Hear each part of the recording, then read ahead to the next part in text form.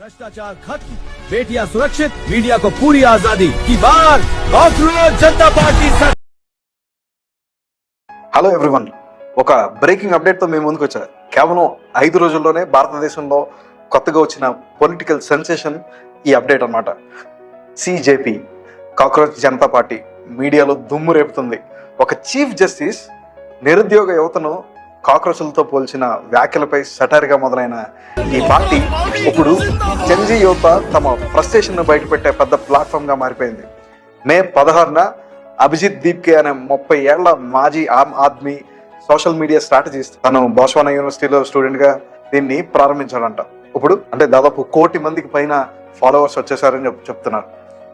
నిజంగా చెప్పుకోవాలంటే మన దేశంలో ఒక పెద్ద రాజకీయ పార్టీ కన్నా దీనికి ఉన్న ఫాలోవర్స్ ఎక్కువ. దీనిలో జాయిన్ అవ్వాలంటే కొన్ని అర్హతలు చెప్పారు. ఆ అర్హతలు ఏంటో చూద్దాం. ఫస్ట్ది ఉద్యోగం ఉండకూడదు లేదా పని చేయకుండా ఉండాలి.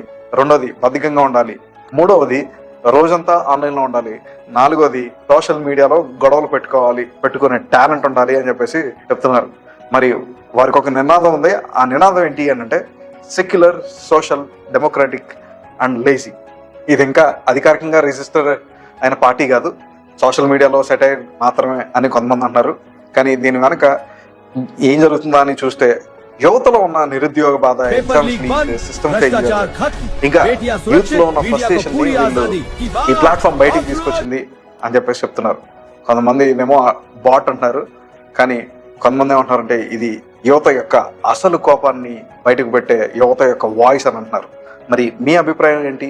ఇది కేవలం మీమ్స్ మాత్రమేనా? భవిష్యత్తులో పెద్ద ఉద్యమంగా మారుతుందా? కామెంట్ రూపంలో చెప్పండి. కామెంట్ రూపంలో కాక్రోచ్ని కూడా పట్టడం మర్చిపోతా. Like, share and follow for more. Signing off, KWY Destiny Communications.